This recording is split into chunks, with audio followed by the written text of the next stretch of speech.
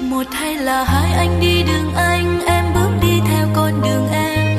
Dù lòng này rất đau nếu không được gần bên anh. Dẫu biết yêu em đắm say, dẫu biết yêu em quá nhiều, và một ngày giấc mơ sẽ không còn em.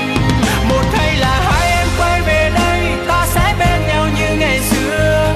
Mình lại cùng ngắm sao ước mơ trọn đời bên nhau. Sẽ mãi yêu anh tháng năm, sẽ mãi yêu như lúc đầu. Và lỗi lầm của em anh không giữ trong lòng. Sẽ mãi yêu em tháng năm, sẽ mãi yêu như lúc đầu. Và lỗi lầm của em anh không giữ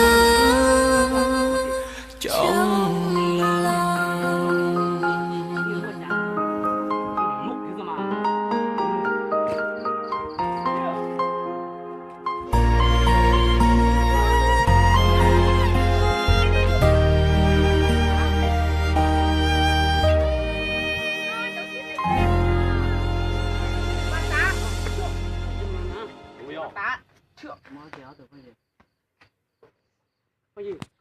Dẫu biết yêu em quá nhiều, và một ngày giấc mơ sẽ không còn em.